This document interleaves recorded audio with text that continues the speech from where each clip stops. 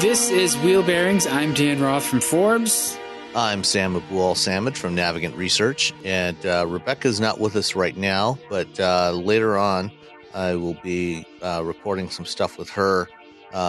It's actually Monday night right now. I'm going to be seeing her on Wednesday and where there's going to be a GM event where they're going to be making some big EV news, and after that we'll sit down and record some stuff there talking about what came out of that, and we'll add that on here.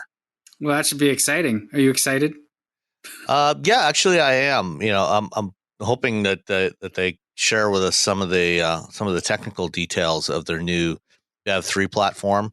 As of right now, we haven't seen the news yet, but there was a report out earlier today that they could be showing us as many as 12 different EVs that'll be coming out over the next couple of years, and my guess is that we will not be allowed to share all the specific details on those vehicles, or we probably won't even be able to show people what those vehicles look like, because I'm guessing that they will want to be trickling those out over, every month or two over the next couple of years, starting with the Hummer EV pickup, which is due to be revealed publicly in May.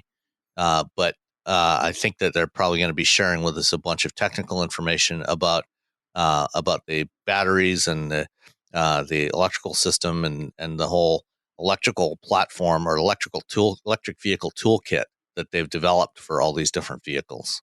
And the 1 million foot-pounds of torque it has, or whatever. Oh, come on. Don't exaggerate. It was only 11,500 foot-pounds. After gear reduction. Anyway. Yeah, well, whatever. So the BEV3, is that what's under the Menlo? No, Menlo is based on the BEV2, which is the Bolt platform. Oh, okay. So BEV3 is this next generation platform that is going to be under. And the thing is, from what I've heard so far, it's not actually a platform in the traditional sense that we think of it. Where it's a particular vehicle architecture. Rather, it's a set of EV components that they can use and mix and match and scale up and down for various vehicles. So, for example, the Cruise Origin is based on the BEV3 toolkit. And so is the Hummer EV, which are quite radically different vehicles. Yeah, those seem like or we assume there will be radically different vehicles. We don't actually know yet about the Hummer. That's true. I mean, if the Hummer comes out and it looks like the Cruise Origin, yeah, okay. Yeah, that would not be good. But so the presumption is that the Hummer, for example, will continue to be a body on frame, traditional type of pickup truck layout, but with stuffed with batteries in between those frame rails and motors at either end. Whereas the Cruise, is a unibody design, rear wheel drive, that also has batteries underneath. So, I think what we're talking about for BEV3 is this electrical architecture and set of battery management, motors, power electronics. One of the rumors that has come out is that it'll be able to charge to 90% in 10 minutes, which, presuming, if you're assuming a 65 kilowatt hour battery pack, like similar to what's in the Bolt today, if it was charging at 350 kilowatts, you could do that 90% in 10 minutes. I've done the math and it actually works out. So presumably it'll support 350 kilowatt charging and all kinds of other stuff. We'll get to that later. Yeah, well, that's interesting, and it's always those claims, right? Like, yes, we can charge the battery this much this fast, and you're like, okay, that's either like awesome new battery technology and charging technology, or it's a small battery. Yeah, well, I'm guessing in this case it's a combination of a number of factors. Yeah, I mean, 65 is not that tiny. The 65 is fine. No, I mean that's what's in the Bolt today, and that's that's got 259 mile range. Yeah, which is again, plenty. But yeah, so good. Well, we'll tack that on to the rest of this show. But while we're already rolling, let's talk about the cars that we're rolling in. And so last week I had the Infiniti QX50. I'm sorry, QX50 Edition 30. And I forgot to mention that it was the Edition 30 because the name just became a mouthful. But they're celebrating their 30th year in the U.S. market, and so this or week, in any market for that matter. Well, yeah, and this week you've got the Q30, the Q50. Q50. Damn it! Why do I keep There is saying no 30? Q30. Right? Yeah, I don't know why I said 30. Anyway, Yeah, it's the Q50 Edition 30. Actually, reading off the Monroney, it's 2020 Infiniti Q50 3.0T Edition 30. that sounds like a decent enough car. Like that's the replacement for the beloved. I say beloved because I liked it. The G3537, right? Like, right. I mean, it's this form of the vehicle has been around for several years already. And I think was it you or Rebecca recently that had the Q60, which is the coupe version of this. she had it. I've had Okay. the Q60 before, and that's a lovely car to look at and to sit in. It kind of sucks to drive. Like when they went to the Qs, I like this next generation off the FM platform. They lost all their personality, all their soul, and I mean I don't know if that's how you feel about it, but that's how I feel about it. I wouldn't say they lost all of it, but they lost a fair bit of it. I mean, it's still a very nice car to drive. It is, yeah. It's not, it's not like classic 3 Series, like an E36 generation 3 Series to drive, but it's a lovely car to drive, and great place to spend time. Um, you know, I really like the way it looks. I think the design, the styling is really good. This particular one has the twin turbo 3-liter V6, the 300 horsepower version, not the 400 horsepower version that's available also in the Q50, but not in the Edition 30. Rear wheel drive, 7-speed automatic. The seats in this one I thought were very nice, very comfortable, very supportive. One thing that I thought was kind of unusual, given that this is a special limited edition version. It didn't have paddle shifters, which for a modern somewhat sports sedan is kind of unusual. But back in 1990 they didn't have paddle shifters either, right? That's true. That is very true. They did not have paddle shifters. But they also didn't have anything quite like the Q50 then. You had That's true, back in 1990 when they launched the Infiniti brand, they had just the Q45. This was before they named everything Q for Infiniti. Right. They had the Q45 was their big sedan, which was similar in size and arguably in shape to the 7 Series of the time. Aside from the massive belt buckle emblem on the front of it. But it didn't have any grill, and that's true. It was so beautiful those first couple of years, and you could get a very fancy cloisonne badge up there, and it had that weird advertising campaign that nobody liked. Oh boy, was that weird! I remember just pictures. Nobody knew what the heck they were trying to sell. Yeah, that's if you wanted to study 80s advertising of just I don't even know what to say there, because there's a few examples of it, but I think that Infiniti stuff sort of leads directly to General Motors hiring people from Procter and Gamble to sell Cadillacs, and that also didn't work.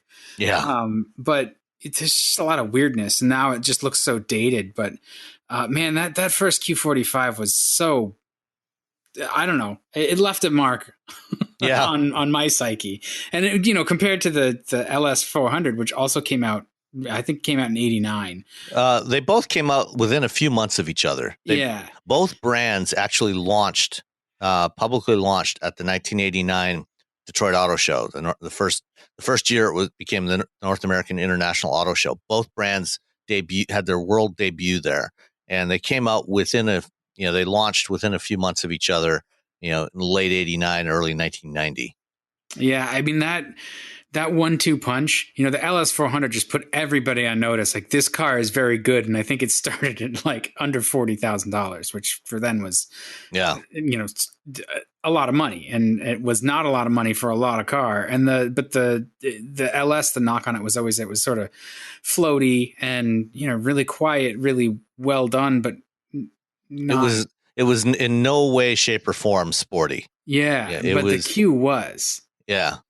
Yeah, I mean they had totally different personalities to them in those days. Yeah, and what else did Infiniti have? Did they have the M30 when they launched? No, the M30 came. The M30 was the first one. They had the coupe, the M30 coupe, which was based on the Skyline. Wait, they had a coupe version of that? I Yeah. remember the M30 with the convertible with. Well, that came later. That came Okay. a couple of years later. So initially there was the coupe, and then that got supplemented by the convertible, and then there was also the I think it was the G20, which was their Oh, that's smaller right. front wheel drive sedan, which is basically based on the Altima of the time, or whatever. I think that might have actually been before they got the Altima It was name. I can't before remember. the Ultima, the G20. I remember the first G20 was a slick car too. I remember that. I forget Yeah. what Nissan it was because that's their thing. Like they brought them over as Infinities, but they were all like other market Nissans. Right. And the same was true of, same Most was of true Lexus. for the Lexus ES. Yeah. The ES was basically a Camry. The LS was definitely unique, and as was the Q45. But this is a totally different Q, and it's Yeah, sorry for the history lesson. We're just geeks. So yeah, but one thing about this Q50, does it have steer by wire? it does have the same steer by wire that was on the Q60. So is that weird or spooky? I couldn't tell whether, and I didn't look it up yet. But the QX50 I had, I assumed it had steer by wire. If it doesn't, it has crappy, terrible, numb steering. But I found it really spooky in the rain. I think it's just crappy, terrible numb steering on I the QX. I think the Q50 and the Q60 are the only ones that the have only this ones. steer by wire system, as far as I know. I just couldn't tell what was going on at all with the tires, with the front tires, Yeah, no, the contact tires. this one's definitely better than that. It's still, it's not great, but it's not bad. Especially if you put it in sport mode. Um, I mean, it's all, whatever feedback you have is very much simulated, Yeah, because there's no direct connection. Uh, but they actually do a pretty reasonable job of simulating that feedback. And you've got various other features on this, the driver assist features. One thing that was interesting that was missing from this, especially in light of the fact that Infiniti was the first brand that I can recall that had lane departure warning. And this was back in, I remember reviewing at Autoblog was it the iX30. It's before the original version of the predecessor of the QX50. oh, So the before EX35. was it EX? Yeah, EX. okay, Yeah, see, EX35. That's right. they've screwed up with the All, numbers all, so much. Like, all these alphanumeric names are just idiotic, and I'm glad that at least some brands have decided to abandon them. This is ridiculous. what At they any really rate, should do is give us the well, platform names. yeah. At any rate, the EX was the first one that had lane departure warning on there, and at that time, because it still had a hydraulic steering assist to do the lane departure prevention, to do lane keeping assist, they actually used the brakes to did a little bit of braking on one side or the other on the rear axle, in order to put a little bit of torque on the vehicle. So if you started to drift out of the lane, it would put a little bit of steering on the opposite side, Yeah. rear Yep. wheel, to Yep. get it back into the lane. Uh, the Q50 doesn't offer this. You don't have lane keeping assist on here, which I thought was a little unusual, because it's Huh. got adaptive cruise control, and hill start assist and various other things, but no lane departure or lane keeping system. And another thing that I noticed about this vehicle, which I forgot to mention last week when I was talking about the Versa, uh, is both of these, and I've noticed this on other Nissan vehicles, when it's full speed adaptive cruise control. So if you're in traffic and the car ahead of you comes to a complete stop, it'll bring you to a complete stop. But then once it stops, it releases the brakes. Yeah, that's not the So only car that does it, but it if is. you don't put your foot on the brake pedal, then after half a second, the car will start to creep forward again, Yeah. which every other car I've ever driven, every other vehicle I've ever driven that has full speed adaptive cruise control, once it brings the car to a stop, it holds the brakes on until you apply the accelerator pedal again. Is it just like, because I'm trying to remember, do they have like a separate brake hold button that you, because I find that a lot of cars with brake hold, you have to arm it like every time you start the car, and I'm assuming that's on purpose. It does have a brake hold. And yes, every car that's got that, you have to turn it back on again after an ignition cycle. That's dumb. Yeah. It's a pain in So the ass. it always defaults to off on that. But, in this case here, I wasn't using it. And so, yeah, you have to be careful of this. If you're using adaptive cruise control and stop and go traffic, after it stops, the car will release the brakes and it can start to creep forward again. So you have to watch out for that. The other thing that is unusual about this car and other Infinitis is the infotainment system setup. I can't remember if the QX has this, but I know the Q60 has this dual screen setup. It's not good. So the upper screen, is normally used for navigation. And if you're using your phone, Android Auto and CarPlay screens are displayed in there. And then the lower screen, has various, settings and controls and things like that.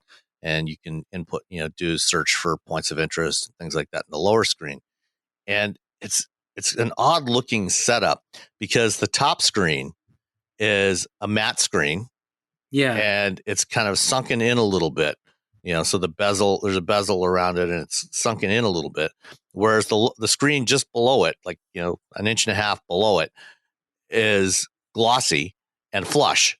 Yeah. It's a very weird design choice. I didn't understand why there's two screens. Like, why isn't there just one large screen? Not that I like it, but it just makes more sense. Like, why are you using my guess is, that like the Q50, has been around, and the current generation has been around for about 5 years now.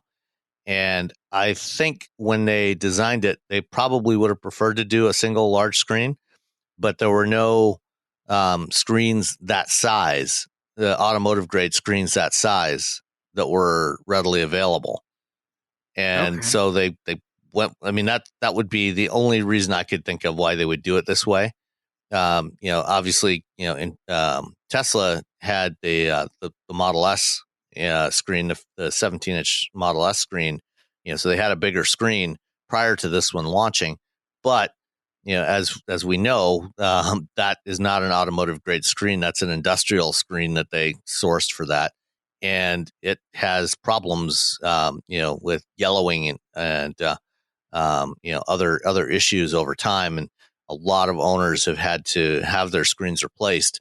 And if they're out of warranty, they're very expensive to replace. Yeah. They're about $2,500 to $3,000 to replace. So I think, Infiniti decided they wanted to go with automotive grade parts. Why they went with two different parts, significantly different parts, I have no idea. But, and the other thing is, the center console slopes up away from you. They're both touch screens. And so the upper screen is actually kind of a long reach. And so you have to kind of lean forward a lot of times to hit the touch targets on there. Fortunately, it also has a center controller next to the shifter, and it's a rotary and jog controller, so you can use that to navigate around that upper screen, and that one works on the upper screen only, but not on the lower. I was gonna say it doesn't control everything. So how did you? What is that called? In Touch, in something or other. Yeah, Infiniti In Touch. What did you think of it? I have my own opinions. It's not the best user interface, to put it mildly. It's not the worst. I would reserve that for some of the Lexus N2 or Lexus N Form stuff. But it's definitely nowhere. It's in the lower half of what's currently available. And once I was done messing around with the stock Infiniti interface. I just plugged in my phone and used Android Auto and Google Maps to navigate. Right. It's enough of this nonsense. Yeah, it got me where I needed to go. It's not, the both screens were better than what you typically find, better quality than what you typically find on Nissan vehicles. Particularly, like the Altima and the Rogue and some of the other Nissan vehicles, that and the Leaf that I've complained about, with dim, low contrast screens. These are definitely better looking screens than that, but they're still not, it's just not a great setup with the two screens that way. Yeah, and I'm assuming that we're just going to see more and more of that from more companies. The screen ultimately is actually less expensive in the aggregate to replace all of those center stack controls, and it's often Right. it's a lot more flexible too. You can do a lot more. And what we're going to now, now that there are larger automotive grade screens available, we're starting to see those coming to market, and we'll see a bunch of those later this year. The new Chrysler FCA Uconnect 5 system, supports screens up to 12.5 inches. We saw one at the Chicago Auto Show last time I put the video in the post. That's or a not couple weeks ago, actually. that's not the Uconnect that's in the Ram, right? Because I just this is a new generation of it. Okay, because I just had a Ram a few weeks ago. Yeah, so that one's based on the Uconnect 4 system. So this Uconnect 5 is actually running on Android Automotive. Well, yeah. It supports a bunch of different screen sizes, including a 12.5 inch landscape display, which is what was in the new Pacifica that we were trying out at the Chicago Auto Show. And so that one, it's a pretty nice interface that they've done on that one. And then there's also Ford's Sync 4, which is coming out this fall, and a bunch of new vehicles, including the Mach-E and probably the F-150. And speaking of the F-150, I saw half a dozen of them running down I-94 the other day. Oh, that's awesome. There's been a shot floating around of the interior too of the dash with the big screen. Yep. Yeah, I don't know, like that so that Uconnect, the one that's actually that I tried in the Ram with the big screen, they've taken several steps backwards in terms of usability. It's not as easy to figure out as it had been. And in Nissan and Infiniti too, like they always had a pretty friendly system for years. And now InTouch, I felt like it was not as responsive as it should be. It makes you wait for stuff. I don't know if you found that, but I kind of got a little annoyed with it. I was like, come on, don't put the screens in here and make me rely on them if it's not going to be snappy. And I understand why it's not snappy, but it's still like the version that's in the Q50. I didn't have any issues with responsiveness on that one. So I'm not sure how different the one that I haven't driven the QX50 yet. So I'm not sure how that one compares, but this one was fine. I didn't have any issues with that. It's just the general user interface that was kind of a problem. It's a little jumbled. And and it looks like the Q50 or the QX50 just has a single screen setup, if I'm not mistaken. I thought it had two. There were definitely like two. Oh no, you're right. There it is. Yeah, there are two screens. There's an upper screen and a lower screen. Yeah. And it looks like basically the same interface that's in the Q50. Yeah, they're both dumb.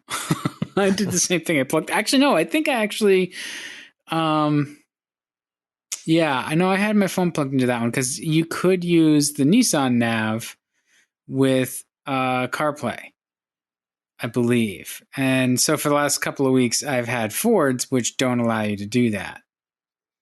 Yeah, and the same was true on the Q50, using Android Auto. If you tap on the map button, it takes you to the stock embedded nav system. Right. Which, I mean, I guess it's a preference thing. I'm sure that the nav on your phone probably has more up-to-date maps and can often be quicker, and depending on how they source their traffic information, like there's a lot of reasons to use your phone's navigation app versus the embedded nav. So it'd be nice to just have that choice versus being forced to do one or the other. That's, yeah. All right. So, the Q50 Edition 30 came to just over 45 grand. It was 45,320, including destination charges. So, for that segment, it's not a bad price. It's a fairly decent value. And it's a nice, very pleasant car to drive. It's got decent performance. I think it looks great, and it's I think it's worth taking a look at if you're looking for something in that that sort of entry premium mid-size sedan segment. That's got a relatively sporty feel to it, but isn't that hardcore. And if you want something a little more hardcore, there's another version of the Q50, which I'm trying to remember what they call it now. Isn't it red something or other? Yeah, find it here. So when you're surrounded by all these names, they just all kind of blend into each other. The Red Sport 400. Yeah, which has another 100 horsepower. I think that's the one I drove. That might have been the Q60, the coupe I drove. I don't know. It was I've driven the Q60 Red Sport. Yeah. So this is the they also have a sedan version of that. I think Infiniti in terms of styling, I think they're really, really good. The interiors are usually really well turned out, at least in the press cars. They do a good job making them nice and fancy and well equipped, and I do really like their design. Their design team does a great job. The cars are distinctive, usually distinctive. The fly in the ointment right now for me is just there's a G70, and I think the G70 just mops the floor with the Q50. Yeah, I think you're right. And the Genesis G70, you can get a manual transmission in there. It's really nimble.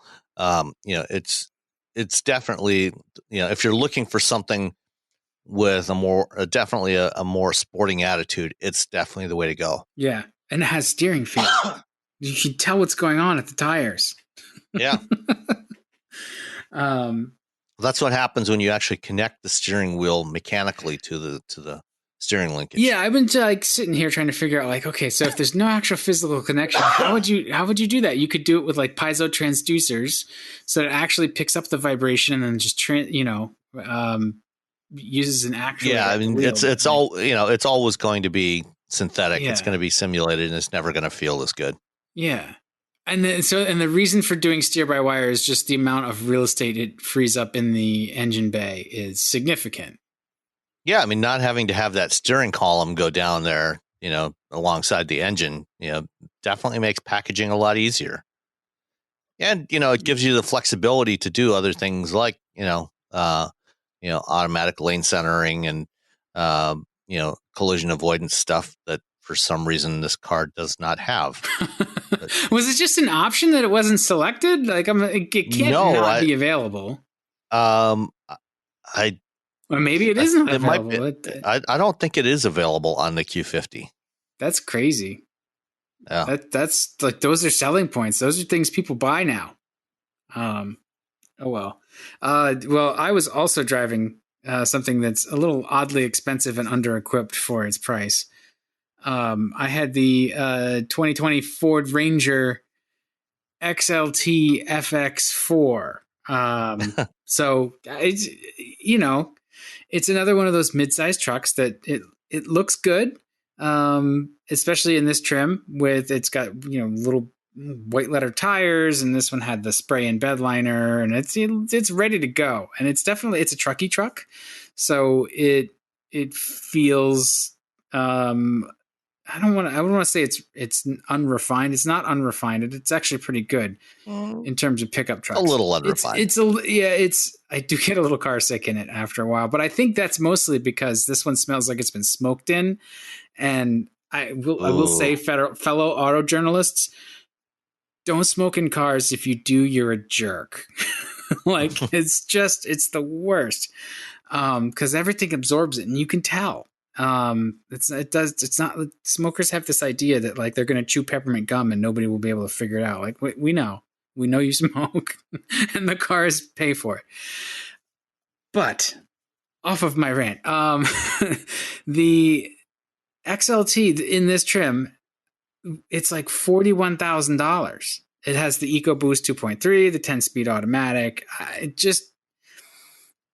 It doesn't feel like a $41,000 truck. You know, the interior materials aren't that great. The seats are still cloth, and at 41,000, like, I just feel, and maybe I'm starting to hit that threshold. There's hard plastics everywhere. Yeah, it's just junky plastics. It's a great $30,000 to $35,000 truck. Unless my perception of prices has been left in the dust in the last, I don't know, 12 months. It just seems like all of a sudden these cars that don't measure up to the prices that they're asking. And I realize that most Rangers don't. No, that's actually absolutely true. You know, I think that this is actually becoming a real problem. Yeah, it's not. I'm looking around the Ranger, and the other problems with the Ranger are, you know, it gets okay fuel economy. It gets like 19.5 with not really anything strenuous, which is pretty good. But, you know, an F-150 is going to probably get there with the V6 too. Like, it just depends on how you drive it, I suppose. And there's just so much more space in the larger truck. Well, and this, you know, this was the argument that Ford made when they discontinued the Ranger, you know, in North America, and they didn't, you know, they at the time that they dropped the old Ranger here in North America, that thing was so old. They launched this global Ranger, which they sold everywhere else except here, and you know, this is still basically the same truck that they've been, you know, selling, you know, in Asia and Australia and everywhere else, you know, since 2013, I think 2012 or 2013. Yeah. They did a mild update on it when they launched it in North America about a year and a half ago. But, you know, it's still basically the same truck. And the argument that Ford made, you know, back then was they said, well, you know, we could do, you know, a smaller pickup truck, but it costs almost the same to make the smaller pickup truck as it does to make an F-150. And you get so much, and it's not going to be much more fuel efficient. And, you know, you get so much more for your money with the big truck. And, you know, that was all true. Completely right. I mean, dude, they know their business. Yeah, no, you know, but what has happened, you know, in the years since then is that the prices on the F-150s just kept creeping up and creeping up and creeping up. And now it left a big gap in there where they could actually fit, you know, the Ranger into that gap, into that price gap below the F-150, at least, you know, starting prices, you know, like the XL, you know, starts at $30,000, you know, which, it's you know, still a lot of or money. Actually, no, sorry, starts at $24,000 for the XL. For the XL rear wheel drive, like, right, yeah. But even the XLT, you know, starts at $28,000, $28,460, right, but which is not bad. And you know, I drove the Ranger last summer, and you know, I the one I had was a Lariat, you know, which was like $43,000. And you know, the truck itself is fine, but it's not worth 40 plus grand. And like, I know they don't go out the door for that too, but like, that's also a problem, because if your sticker and your transaction price aren't too close, like if there's too big of a delta there, then like you have missed and you're losing money on them. But yeah, as a truck, it's, you know, it feels solid. It drives pretty well. It's well behaved. It's, you know, it's not the most space efficient, not the roomiest. That's just the nature of it. I like it better than the Tacoma, which is another mid-sized truck that sort of feels like it should be, you know, better than it actually turns out to be. But the Ranger doesn't have the rabid following that Tacoma does. You know, I think people were really excited for the Ranger, and the reality of it is a little different. The back seat's kind of tight. Do you have the crew cab or the super cab? I think it's the crew cab. I don't have the sticker in front of me, but you got 4 doors. Yes.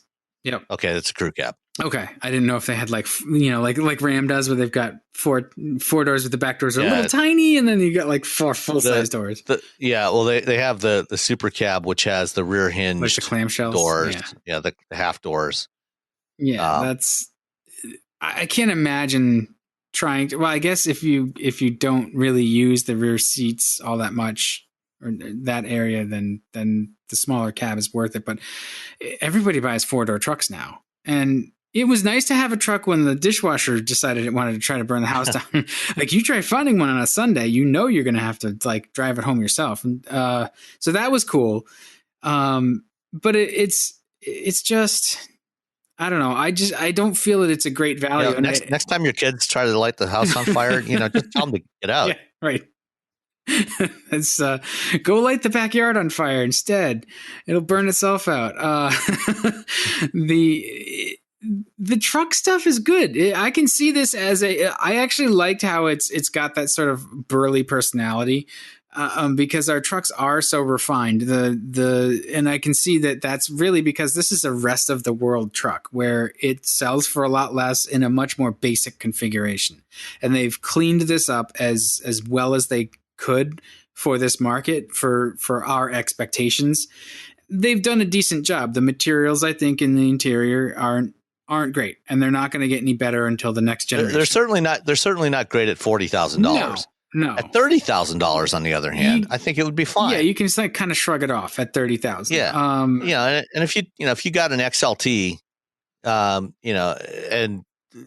that stayed away from most of the options list, you could get out the door for under $30,000 for that. This had I had a little trouble telling whether it had about $6,000 worth of options, but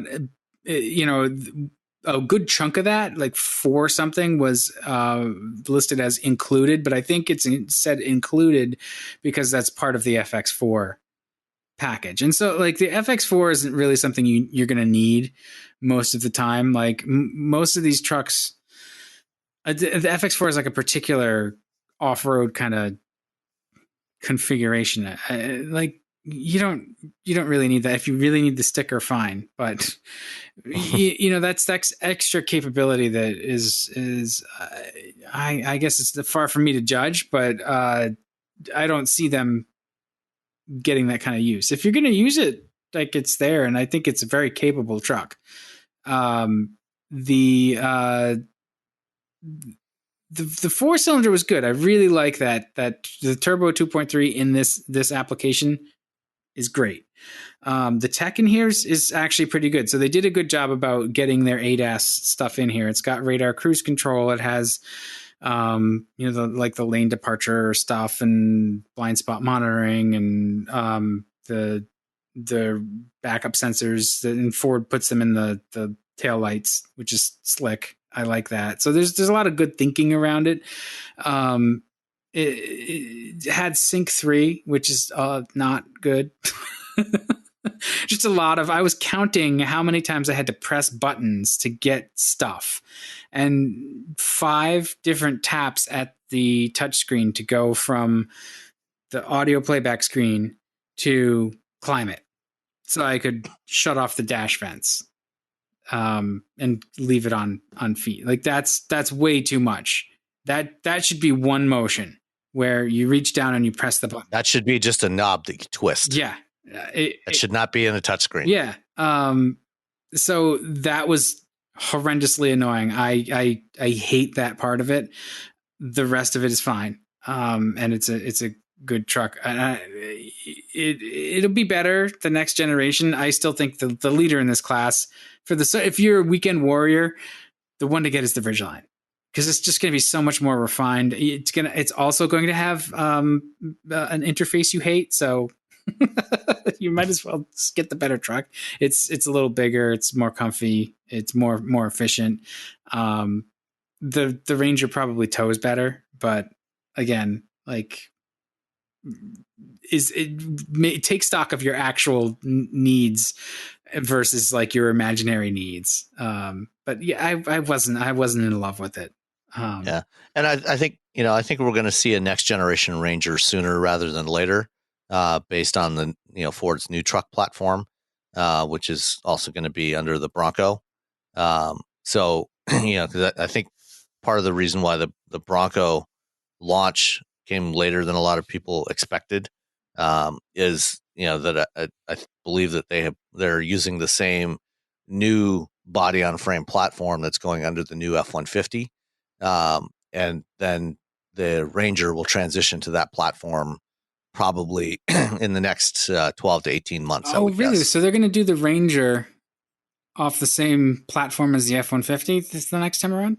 Yeah, I think they're sharing a lot of the underpinnings between the two. That's what they've said. So there's only going to be one basic body on frame architecture. That's anything that's body on frame is going to use the same basic architecture. Huh. That'll be interesting to see sort of how they do that because, I mean, I guess components you can make them more or less rugged, and the frame itself is probably pretty easy to Yeah, you set. make it narrower Yeah. or wider. Yeah. So Yeah, it's no, it's not my favorite truck, but I think they've done a good job, and they were absolutely right when they said, "Yeah, okay, fine, we'll bring it here if you really want it, but you're not going to like it." yeah.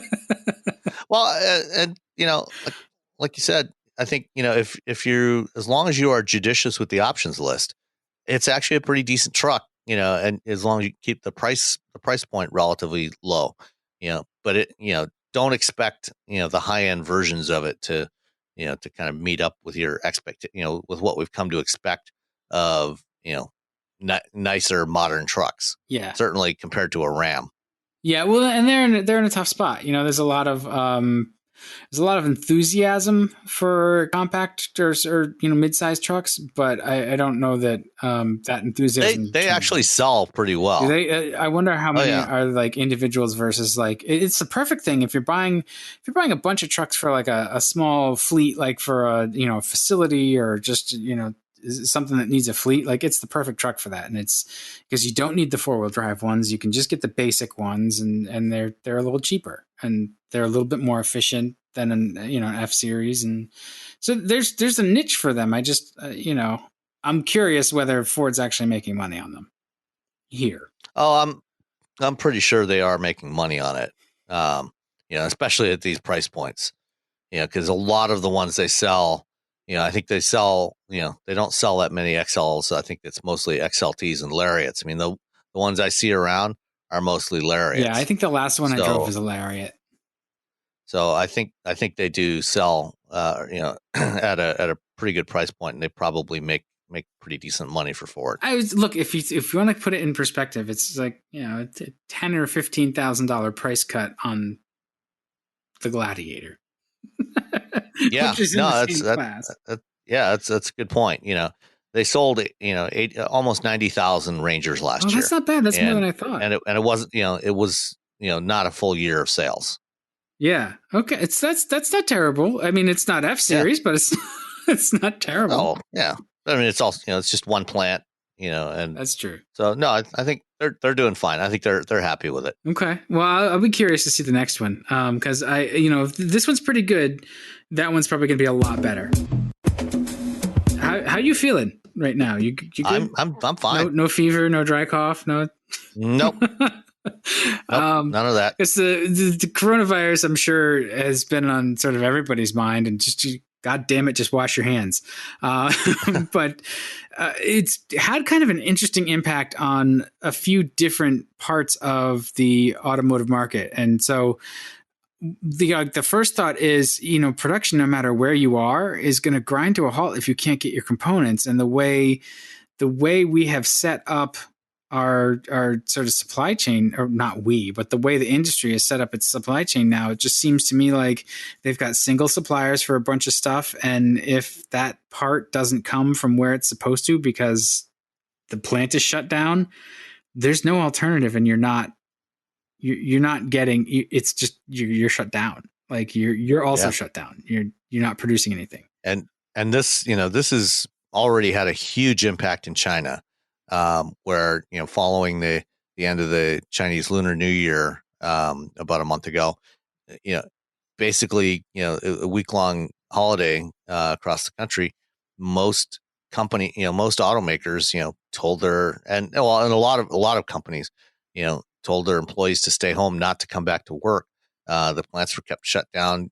Large swaths of China have basically been on lockdown for the past month, while they try to, minimize human contact and transmission of the disease. I saw a number that about 760 million people in China were basically quarantined to their homes, which is pretty amazing. But what we've seen is that already is in February, new vehicle sales were down 92%. So basically, the entire auto industry in China has ground to a halt over the past month, and it's already starting to impact elsewhere. Hyundai has shut down a bunch of their plants in South Korea because they were getting parts from some Chinese suppliers, and they can't get those parts. Plus, they've also had started to have some cases of coronavirus there. The plant that builds the Palisade just shut down the other day because one of the employees there was diagnosed with coronavirus, and so they're telling everybody to stay home. And in Japan, a Honda and Toyota plant were shut down. I think it was Honda, and it was either Toyota or Nissan. I can't remember. I forget. Were shut down. But, so far it hasn't impacted North American production anywhere. Didn't GM have to fly in parts that they otherwise wouldn't have flown? Yeah, I'm not sure. I don't remember seeing that. Either way, but, there are various parts sourced from Chinese suppliers that are in a variety of different vehicles, and if this goes on much longer, we probably will start to see some production disruptions here as well. So yeah, and then there's the idea. So, and you were explaining to me, just in time doesn't stretch out that far. It's more localized sort of system, so that your suppliers are within a particular mileage radius. That's not not so far. For just in time production, typically any parts that are just in time, they will keep no more than about 3 to 4 hours worth of inventory in the plant. So there's fresh parts coming in on a continuing basis. And typically, what we've seen happen over the last 30 years is they've transitioned towards just in time production, is that as plants have been retooled and updated to support that, we've seen networks of supplier plants pop up around assembly plants, usually within less than a 2-hour drive. And very often, they basically have a campus right next to the assembly plant where there will be a bunch of supplier plants located right next door, essentially. So, the transfer of parts, sometimes in some cases goes directly, by conveyors or by forklifts, from one plant right next door into the automaker's assembly plant. In other cases, they still come in by truck, but there's, the trucks are coming in on a continuous basis, and they have no more than a few hours of supply. So, there are some parts that are, still not just in time, that may be coming from a particular supplier, or particular vendor somewhere, but most of the stuff is sourced relatively locally. So then, unless we wind up in shutdowns or quarantines, our industry may be okay, largely, maybe for a while. But it just, it makes you think. I heard, I was probably Autoline again that I was listening to. I listen to them on a regular basis, and they said, they may want to consider, automakers may want to consider switching from just in time to just in case. And I think that's actually a bad idea to like keep, to stockpile parts. Like maybe you want to keep some stock around. It always seems to make sense to me when I run my non-automotive supply chain. I want 2 vendors, and I want them geographically disparate. So, I usually just split them up by coast. So I've got, an East Coast and a West Coast resource. And that seems to me like something that the automakers have probably thought of. So even with just in time, they may have multiple vendors for things, or, if they don't, then that's an issue. They've got to get some of the parts in just to sort of stockpile and keep the plants running. Because what happens if a plant shuts down? Like they still got to pay the labor, right? It's expensive. They're not. Yeah, yeah. You don't want a plant going down, and in general, the manufacturers have tried to move away from dual sourcing components, because it also adds cost. If you have to manage multiple suppliers, Yeah. and manage the parts coming in from different sources, so they try to avoid dual sourcing. They do it for some components, but for most stuff, it's single sourced now.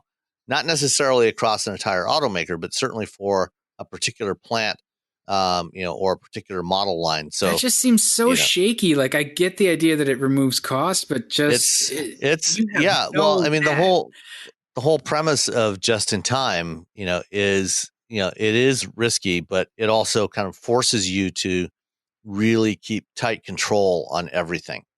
And there are advantages to it. It's not just a direct cost advantage of not having to stock inventory, but if there is a problem, if you start to get some bad parts in there, and if there was an issue at a supplier plant and parts were defective, you're not going to be sitting on a huge stockpile of defective parts by the time you realize it. Yeah, no, that makes sense. You can get these issues fixed quickly, right? Or at least that's the theory. Yeah, yeah. Well, and it mostly works. Right. And that's the thing. It probably the industry has probably shifted to it because it works better than other alternatives most of the time. And we're in one of those like not most of the time situations where you can't. Yeah, really I mean, this is this is one of those things that you can, even in the the old days, when they were stocking several days worth of parts, in a case like this where you're talking about weeks of shutdown, that still wouldn't keep you going for very long. Yeah. So this is and the other issue that manufacturers are going to face is not just whether they can get the parts, but what is the overall impact on the economy going to be? Right. If we start to have, we're already seeing, travel is being cut way back. Well, companies are telling their employees not to travel. My company has said, no non-essential travel. So there's right now. But okay. So, and I was thinking about this. Not usually with travel, especially with corporate travel, it's air travel. So does it now shift to vehicle travel? Are you? No, they're saying no non-essential travel. Period. They don't because they don't want you driving either. Yeah, they said unless it's absolutely essential to have an in-person meeting with a client, do a conference call. Don't go to conferences. Don't go to events. Don't go to the trade show. Anything where there's large numbers of people, because they don't want people getting sick. Well, I mean, it makes sense. It's the same thing as like I will very liberally tell my direct reports, if you feel sick, do not come into the office. Because I don't want to get sick. If I get sick, I bring it home to 4 people. It's the same thing. Like, just stay the hell away from us, and we'll be more productive. Yeah. Well, unfortunately, that's we can do that. I have that luxury, right? We have that privilege, because we're in jobs where we get sick days. If we need to stay home for a few days or a week, or whatever, we still get paid. But here in the U.S. especially, that's a luxury that a lot of people don't have. 1/3 of American workers don't have any sick pay. Oh, I know. Don't have any sick especially in the the industries that would probably benefit the most from it. Something like food service. Yeah. Well, and that's and if you start looking at those lower wage jobs, that number jumps to 70%. Don't have any sick pay. Day. So all those people that are disease vectors, guess what? They don't. they just gonna infect you. And they can't afford to take unpaid days off. If only there was something we could do about that. But anyway, the other thing that so that's the production side of things. Like that's the the car building. So car sales, if everybody's home or everybody's spooked, or there's just not that many cars, or we've got other stuff on our mind, and sales have been falling already for the last couple of years, there's going to be an impact to just new vehicle sales. So I would expect that 2020 is not going to look that good. No, it's going to be a challenging year for everybody. And in every industry, not just the automotive industry. I mean, certainly airlines are going to be hit really hard, but automotive is going to take a hit this year, and it's going to be a challenge for everybody. And we've already seen companies like Apple, who are the most profitable company in the world, come out with a warning that they are not going to hit oh, that's right. their first They quarter. revised their guidance. Yeah. Their numbers. So, and I think we're going to see the same from pretty much everybody going, in the next few weeks. Although Zoom and I'm assuming like WebEx and stuff. WebEx is what, Cisco? Oh yeah, they'll be booming. They're gonna do all right. Google Yeah. Hangouts. Yep. But and that brings me to my third sort of observation is auto shows. Like this is just firmly pounding the nails in the coffin of auto shows. They just canceled Geneva, and we were talking before we started recording that New York stands a good chance of getting shut down, and other adjacent industry shows. There's an Intel show you were talking about. No, the Nvidia GPU Technology Conference was happening later this month, and I just got a notification today that was canceled. Right. The Game Developer Conference in San Francisco this week has been canceled. Facebook has canceled their F8 developer conference next month in the Bay Area. Please just don't do that ever again. Yeah, well, but I mean, in general, we're seeing, and a couple of weeks ago last week we saw Mobile World Congress in Barcelona got canceled at the last minute. Yeah. So this is not good. Well, I mean, that's a huge industry. That's a lot of union labor to put on the shows. That is like, there's going to be a huge ripple. It's not just the shows not happening. It's all the people who make the shows happen. And so that's a ton of work and people that are affected. And if automakers sort of understand when coming out the other side of this, like, hey, you know what, we canceled the Geneva show, but our message got out there pretty efficiently, actually. It cost us less if we hadn't have eaten the cost, because I'm sure that there was a lot of preparation in place. But if it doesn't turn out to actually hurt them to not attend an auto show, because it's already been the trend anyway to pull out of auto shows, I'm not sure that the auto show actually survives the coronavirus. Yeah, well, the Detroit Auto Show is coming up in June, and we'll see what happens with that one. Yeah, well, maybe that's the other thing too, is like there may be sort of pent up demand to get out and actually sort of go see the cars in the metal and sort of touch them and, just be around them. But like an auto show itself, from a press perspective, they kind of suck anyway. Like you just want the sort of the live shots, which you can get, although it is useful after that press conference happens to try to snag somebody and get an interview. And that's where to me, that's the real value, are those in-person interviews that you're not getting if you're not at the show. Everything else, you can deliver that in just a zip file. I mean, for me, going to a lot of the conferences that I go to, and my job as an analyst, a lot of it is about talking, meeting up with people and talking to them. And those in-person conversations, I find are hugely valuable for the work that I do. Yeah. Yeah. And I'm sure it'll sort of find a balance. But we'll see what happens. We'll see who survives. And maybe next year the auto show landscape is different and smaller. Well, I mean, even before this, they had already canceled the Frankfurt Auto Show. They decided that they're no longer going to do, the big German auto show in Frankfurt anymore next year. It's going to be smaller and move somewhere else, maybe Berlin or Hamburg. Well, the only constant is change. Which is that's my way to wrap that up.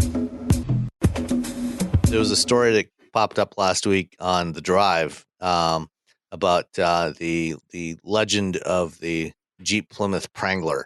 And if you've never heard of this thing, it is it's an automotive jackalope. Back in the yes, back.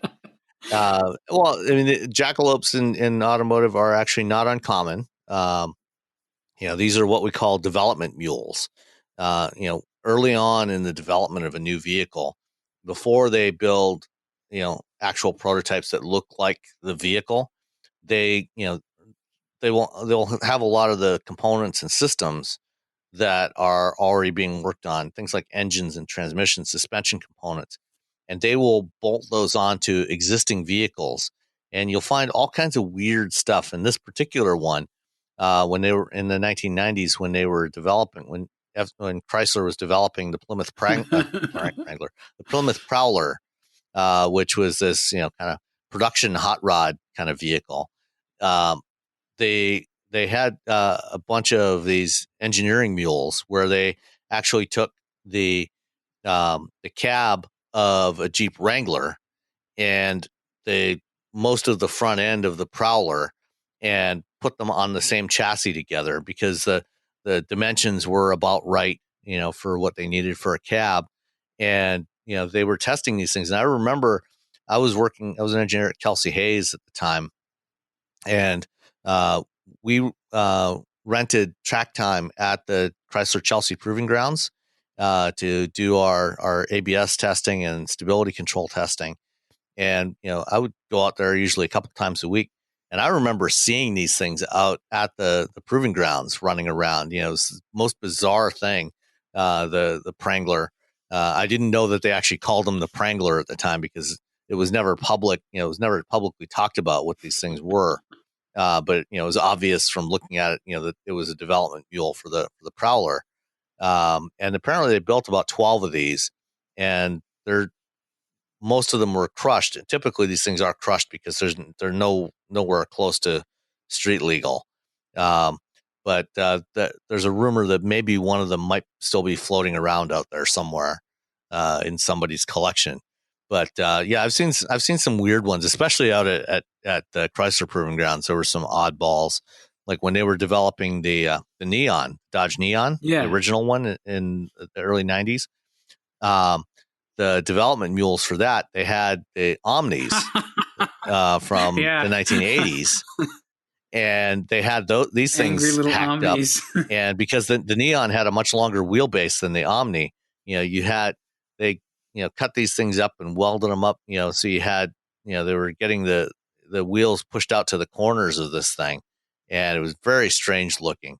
And there were a number of bizarre vehicles out there. So the Prowler was based on the LH.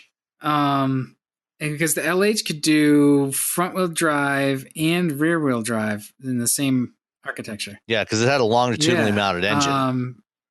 So I'm assuming that mule, that makes me think now, like, if you go get a Prowler, you can probably stick a Jeep, I guess it would be what, YJ tub on it?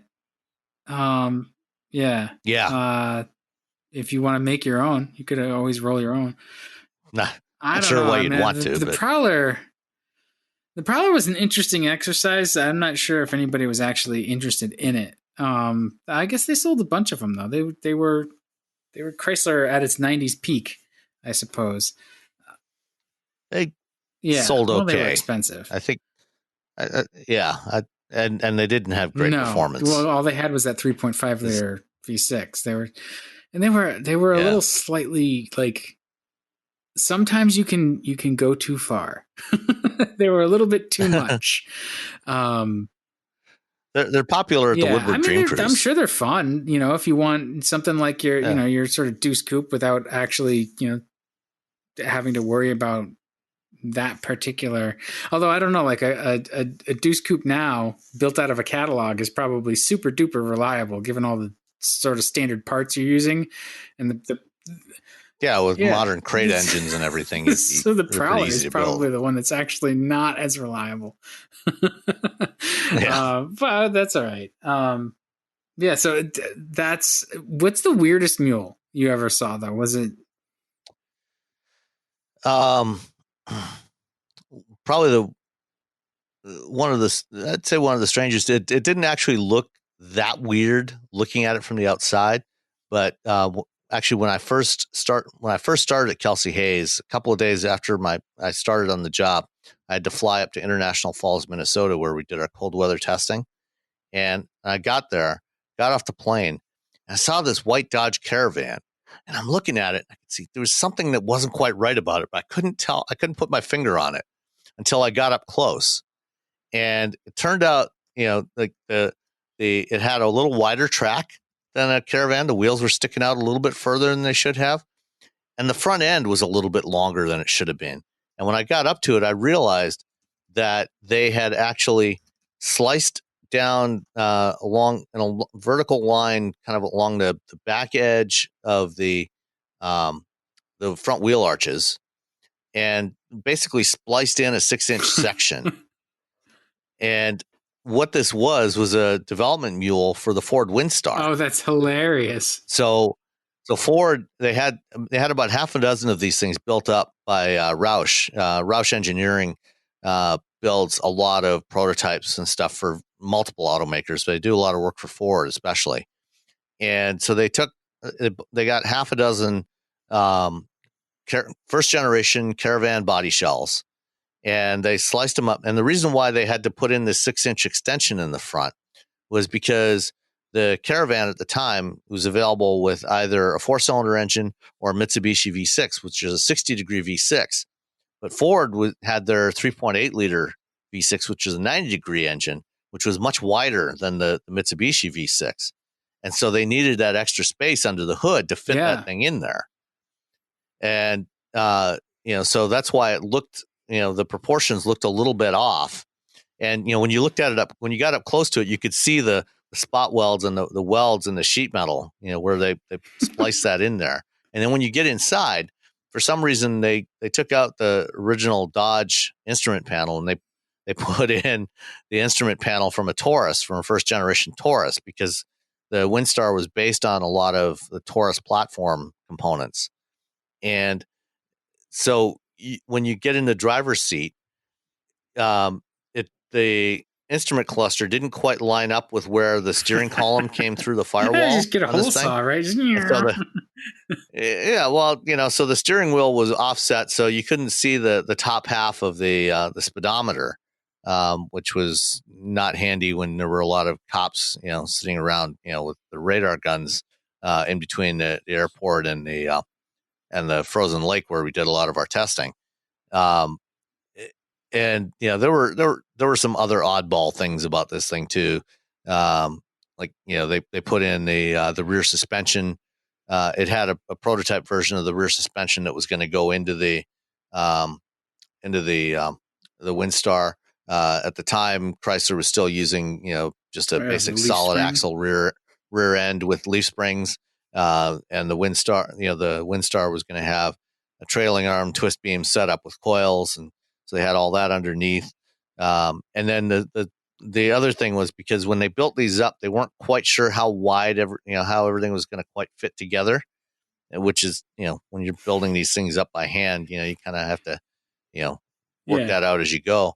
So the half shafts, what the Roush guys did was they made a bunch of, the half shafts were in two pieces, and they made a bunch of them of several different lengths, and basically just kind of, once they got the engine in there, they kind of figured out, okay, what length do we need for this?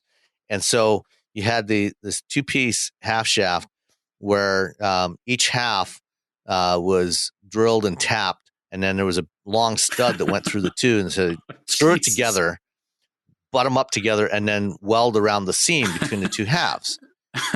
And because of the work that we were doing ABS testing, so we were doing, I was out on the taxiway at International Falls Airport one day doing some high mu testing, asphalt stops, and I did a stop from 60 miles an hour, and then when I went to pull away, I just heard this bang, and then the thing wouldn't move.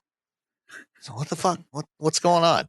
And I got out and I looked around and I saw the two halves of the one half shaft on the one side hanging down. And it turns out that apparently this wasn't the first time this had happened.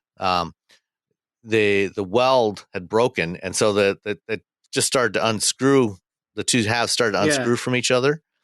And when the two halves got far enough away, it would start to bend, and eventually it would bend that stud that was holding it together and just snap, which is what happened. And so we had to go find a welding shop in I Falls, and get the guy to fix the half shaft for us so we could They continue our must see all testing. kinds of weird stuff up there because there's, yeah. Oh yeah. Well, not so much in I Falls anymore because nobody's doing testing up there anymore because everybody's moved over to northern Michigan. But up near Sault Ste. Marie, they do. I'm sure they get some weird stuff. That and over in northern Sweden. Yeah. I mean, that's the mules are fascinating, and Ford probably would have done better to just completely copy that first generation Chrysler minivan, given all the problems they had with the Windstar. Yeah, the Windstar was never a huge success. It was a good try, but yeah, I mean that rear axle rusting is still an issue. I see him now rarely going down the road. I'm just like, man, I gotta pass this thing because the rear axle is just gonna fall out. And I'm going to eat it. My favorite was the when Volvo was developing the 850, the mule that they used for the power to develop the powertrain and sort of the engine compartment because it had very similar engine compartment dimensions. Was a Citation. It was an X car, which cracks me up. Lovely. And at that time they were building 740s that had Harrison AC, so I wonder if the X car had something to do with it. I don't know. Well, there was another one that it wasn't quite a mule. It was actually a proper prototype. The S197 Mustang. So this was what was going to become the 2004 Mustang. This was back in about 2001, 2002, when the first prototypes became available for testing, and this was more, the camo they put on it. And I don't know if you remember, there were some camouflage. There were some spy photos that popped up of some of these things. They had actually put on the, because it was a fastback coupe, they basically put a structure on the back to make it look like a station wagon, to shape it like Nice. a station wagon, and then covered it with all the padding and everything. And on the when the automakers would send us development prototypes, they would always send them with car covers, and there were custom car covers to fit over all this stuff. And the cover for these vehicles said S197 wagon on it because it could fit over that. Yeah. And then, one other interesting one, back in the late 80s, like 89 or so, 88 or 89. At the time, Ford was considering using what was the then new MN12 platform for a next generation Mustang. So this is when they were still doing the original Fox the bodies. MN12 was the Thunderbird. So that was the 89 Thunderbird and such a Mercury great car, Cougar. The MN12s. And it had independent rear suspension, and it was a fairly long wheelbase. Weighed like 9,000 pounds. Well, that was the problem. It was heavy and it was expensive. But they looked at using the MN12, and they actually built a development mule. They took a Thunderbird Super Coupe and basically cut 6 or 8 inches out of it. So you had this shortened version of the Super Coupe, and had a wider track on it than the Thunderbird did. So it had these fender flares on it, and there were some spy photos that popped up of this thing running around a track one day. But I think there was only one of those ever built. They built it up to evaluate it, and that's all they ever did with it. They abandoned that because they realized it was never going to be cost effective. But MN12 parts in a Mustang and I mean, it sounds good. That car, I don't know how many people know about that MN12. Like they all rusted away. But that was like a clone of the 6 Series BMW. And they got really close. Actually it was closer really to the 8 Series. First generation true. 8 Series. That's true. But that car, so they went from the Fox body Thunderbirds to the MN12s, which was just really sophisticated, and they were great on the road. And you had the supercharged SX V6, the Super Coupe for the first couple of years, and then They put the 5 liter in it and the 4.6. That's a great car. They didn't age all that well, but I liked that one a lot. Yeah, you still see them around every once in a while. A lot of Not them many turned of them. into oxide. Yeah. So all right, well, I think that's enough on our topics here. But you're going to talk with Rebecca when you guys get together, Yep. and then we'll splice everything together. We'll do our own splicing and spot welding. Yes. We'll put 6 more inches into the show. Joining pieces that shouldn't fit. So we're back. Rebecca and I were at the GM Design Dome at their tech center in Warren, Michigan this morning, where GM held their EV day. And their GM's actually doing a bunch of stuff all week long. They've been doing the same presentation for employees and they did it for media today. This afternoon, they were doing it for Wall Street financial analysts. And at this event, we learned a whole bunch of stuff about GM's new electric vehicle architecture and saw a bunch of the EVs that are coming to market starting next year. I think we saw about 12 different vehicles altogether, 11 of them in physical form and another on the screen. And what's your first impression of what we saw today, Rebecca? So my first impression when we walked into the Design Dome, which first of all, it's such a privilege to go there. It really is it's really cool to, think of the history and everything that goes on that's been designed there. But when I first walked in, I was just immediately struck by the GMC Hummers. There was 2 of them, which was a lot of fun. And I absolutely loved the new Buicks, which I don't even think they really talked about, but they were just beautiful. I thought overall the designs were really elegant, very modern without being alienating, and just overall a really, really, really beautiful job. Yeah, I think overall, I agree. I would say overall they did a very good job on them. And what we saw today, as you said, 2 Hummers. So we saw the pickup truck, and they're bringing back the names that they used on the Hummer H2. So you've got the Hummer SUT for sport utility truck. So this is sort of a unibody, kind of short bed pickup truck. So it's not going to be a truck for somebody who's looking for huge payload capacity, cargo carrying capacity in the back. But shorter bed, I think it's probably about a 4.5, 5 foot Yeah, bed I was on the thinking back. that. Yeah. And then there's also the SUV. And what we also saw a full size Cadillac SUV. So probably a little smaller than an Escalade, but not much. Not much. That thing was big. Yeah, there were 2 Buicks, 2 Buick crossovers, a midsize and a compact crossover. Also, the Cadillac Lyric, which with is a going to be Q. with a Q, and apparently that's going to be the style, the naming style for Cadillac going forward. As they bring back names, it sounds like they're going to end them all with the letter Q. So this is the SUV that we saw teased last year at the Detroit Auto Show. And we'll be seeing it. We saw it in the Design Dome today, but they'll be revealing it to the world about a month from now in Los Angeles. And also a Chevy midsize crossover, which is, I guess, roughly about the size of a Blazer. Yes, that is the Trailblazer.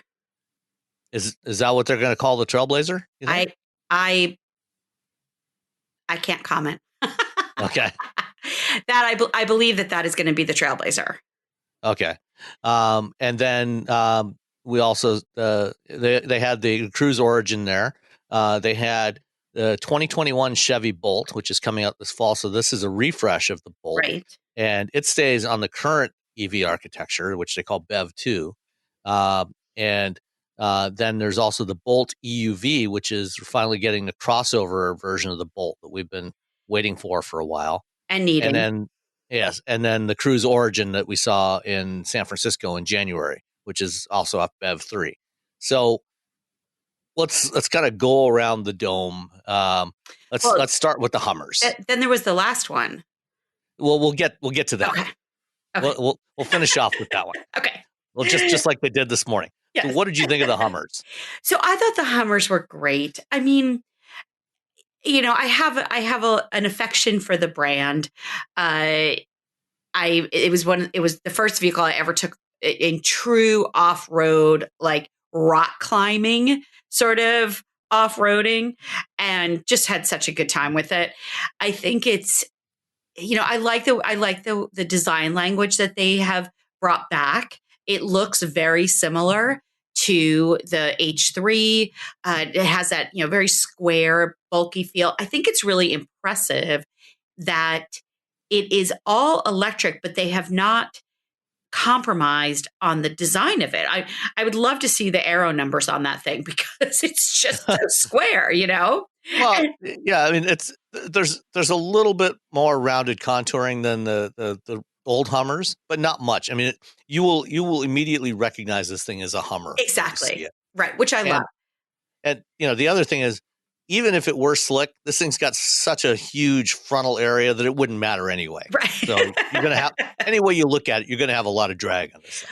So the thing is that, and I love the fact that unfortunately they didn't show it, but because most of what we saw today were clay models, but I love the fact that it's going to be the tonneau top, and you actually store those tops in the front. So you store them in the front, so that that front space that normally houses the powertrain actually has a use for it and a specific use for it. And as you said at the beginning, this is not designed for a work truck. This is designed very much for a weekend warrior, a lifestyle vehicle. Exactly. Which is, again, I think it's great that they're embracing that. They're not trying to make Hummer something that it's not in terms of how people use the vehicle, but it certainly is significant that, of course, it's electric. Yeah, absolutely. And, as you said, the tops, the Targa tops, it's similar in configuration to, if you get a hardtop Wrangler now, a Wrangler Unlimited, you've got the 4 panels that you can take off over each of the seats, and you can take those off and put them in that frunk. So let me ask you, what's the difference between a tonneau and a Targa? Tonneau is the cover that goes over the pickup truck. Oh, okay. I'm sorry. I misspoke. The Targa rooftops. Yeah. Yes. Those pieces come off, which I think is really cool. Yeah. So I think Hummer fans will probably really like this thing. I'll be curious to see how much it costs. But it's not going to come cheap. But with the kind of performance that they're promising from this thing, the top end version with 3 motors, this is going to have part of what they showed us today was the new EV, the electrical architecture, the EV drive architecture, the batteries and the motors. The motors are designed so they can scale it up and down to different power levels. And in the top end Hummer, you're going to have 3 250 kilowatt motors. So that's 750 kilowatts, which is about 1,000 horsepower. And one in the front, and then 2 at the rear axle. And they've said this thing's going to do 0 to 60 in about 3 seconds, which, as you said, for a vehicle this size, I think that there's people that are going to look at it's going to be fascinating to see how people compare this thing against the Cybertruck and also the Rivian R1T, which is it's quite. I think the Rivian is quite a different truck, but I think it's kind of going after the same customer base, this premium lifestyle truck type of customer. Absolutely. What do you think, versus something like the Cybertruck? Well, I think it's, on the one hand, it's one could argue that it's a different customer. On the other hand, it's not really. It's that person that wants a head-turning vehicle and that wants everyone to look at them. I mean, it's the Hummer brand is very much a look at me, and the Cybertruck is very much a look at me. I think that I could see a younger consumer going after the Cybertruck because it's just so weird looking, whereas the Hummer is more traditional. It has more traditional proportions. And so while I think that the customer profile will be very similar in terms of mindset and probably even income and education, and I think the age difference, I think we may see a difference in the age where a younger consumer is going towards the Cybertruck and a little bit older consumer towards the Hummer. I think we also may see a difference on the coasts as well, which Mary Barra, when she was there today, talked about trying to expand on the coast. But so I think that, we could see some competition there for the same buyer, but I do also think that they're so polarizing in some ways, especially the Cybertruck, that you could see a really totally different demographic buying it. Yeah, I agree. I think that the people that look at the Cybertruck and they just recoil at the way it appears.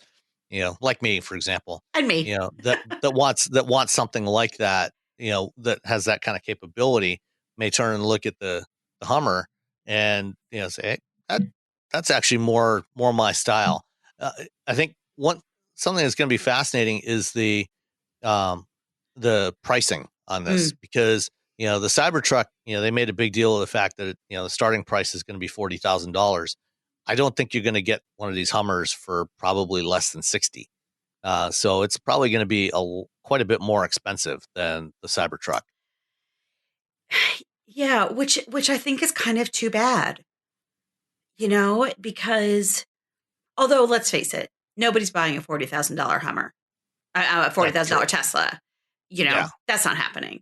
So the starting price may be different, but I suspect the transaction prices are going to be the same, if not the Cybertruck selling even at a higher price eventually, as equipped. So it'll be definitely fun to watch. And of course, Rivian as well. Now, Rivian, their challenge is brand recognition. Right. And so GM again was, I think, very clever to bring Hummer back because everybody knows what it is already and they don't have to spend the money to build a new brand up or nameplate up. But, Rivian does.